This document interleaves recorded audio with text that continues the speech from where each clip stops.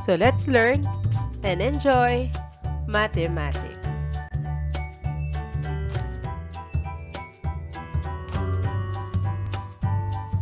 Our lesson is about deriving quadratic function given its zeros.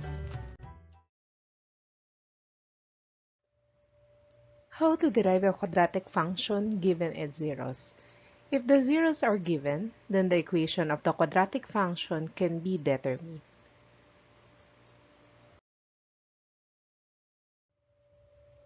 The zeros, the first value of x and the second value of x of the function are the roots. So x sub 1, that is the first root, x sub 2, that is the second root of the equivalent quadratic function. The formula to get the quadratic function given the zeros are first value of x and second value of x. Y, it is equal to x minus x sub 1, multiply it with x minus x sub 2. We need to replace the value of the first value of the roots and then the second value of the roots.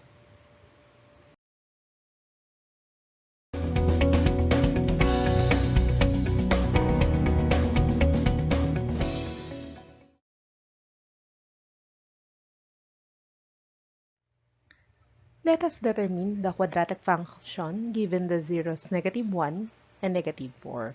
So this is -1 and -4. The formula y, it is equal to x minus the first value of the roots multiply with x minus the second value of the roots. Let us replace -1 and -4. So that becomes y, it is equal to x, that becomes +1 because negative times -1, that is +1.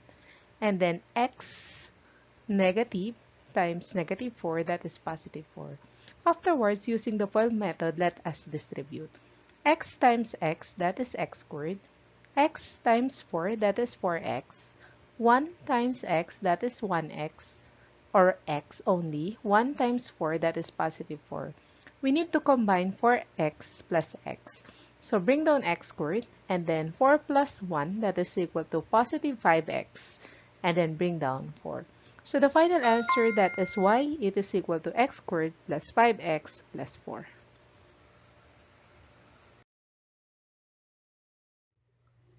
How about example number 2? If the zeros are 5 and -3. So 5 and -3. So that becomes y, it is equal to x. This is positive. That becomes -5, x minus 5. Multiply it with x, so this is -3, so negative times negative, that becomes +3. Afterwards, let us distribute using the FOIL method. So first, x times x is x squared, x times 3 outer, that is +3x, -5 times x, that is -5x, -5 times 3, so that is -15. Let us combine 3x minus 5x. So bring down y, bring down x squared, 3 minus 5, subtract, that becomes -2x, and then bring down -15. So the final answer, that is y, it is equal to x squared minus 2x minus 15.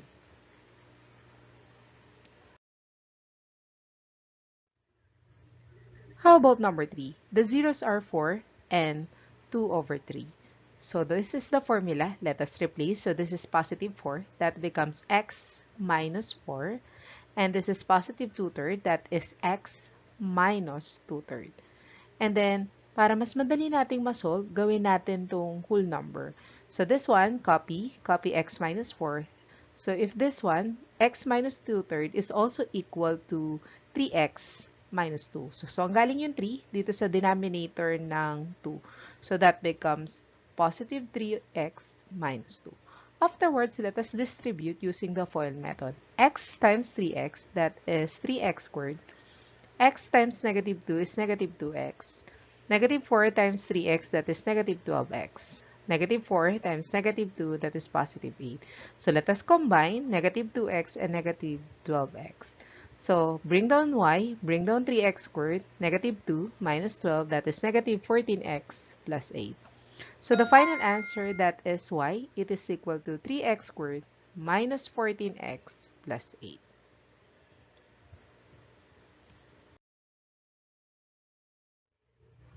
Another ways of solving a quadratic function given its zeros, we may use the sum and product of the roots. So we may add the first root plus the second root, while the product of the roots, we multiply the first root, multiply it with the second root. Afterwards, the formula, that is y, it is equal to x squared minus x sub 1 plus x sub 2 multiplied by x, or the sum of the roots, multiply it with x, plus x sub 1 times x sub 2, or the product of the roots. So it means y, it is equal to x squared minus the sum of the roots times x plus the product of the roots. So let us solve.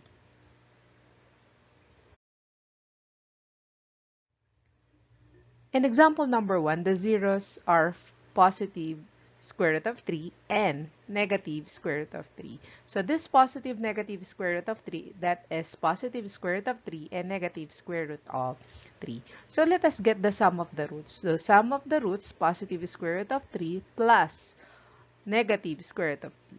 Positive times negative, that is negative square root of 3. So it means the square root of 3 minus the square root of 3, that is equal to 0. How about the product of the roots? So let us copy. Square root of 3, multiply it with the negative square root of 3. So positive times negative, that is negative. 3 times 3, that is equal to 9. So square root of 9, that is equal to 3. So copy negative, and then the square root of 9, that is equal to 3. Let us replace the sum and product of the roots for the formula for the quadratic function y, it is equal to x squared minus the sum of the root, multiply it with x, plus the product of the roots. So y, it is equal to x squared minus the sum of the roots, that is 0, times x, plus the product of the roots, that is negative 3. So, i-omit na natin yung 0. So, the final answer, that is y, it is equal to x squared minus 3. So, the final answer, that is y, equal to x squared minus 3.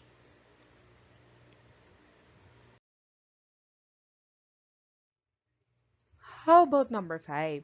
3 plus and minus the square root of 2. So, let us get the sum and product of the roots. The sum, 3 plus the square root of 2, and then 3 minus the square root of 2. Cancel the square root of 2 because that is equal to 0. So let us add 3 plus 3, that is equal to 6. So the sum, that is equal to 6.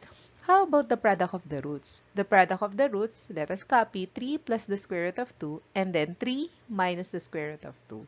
So using the FOIL method, but then outer and inner, so this one, that is equal to 0. So the important, this is difference of two squares, that is first and then last. So the first, 3 times 3, that is equal to 9. Positive times negative is negative.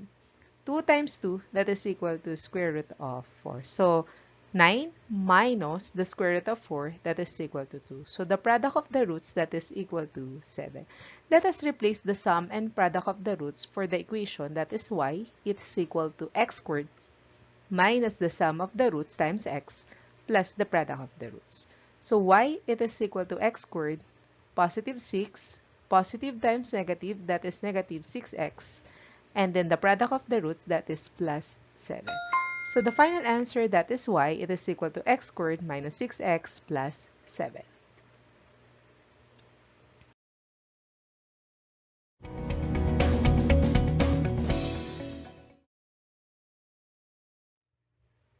Let us apply what you have learned. Instruction. Determine the quadratic function given the following zeros. Provide your answers in the comment section.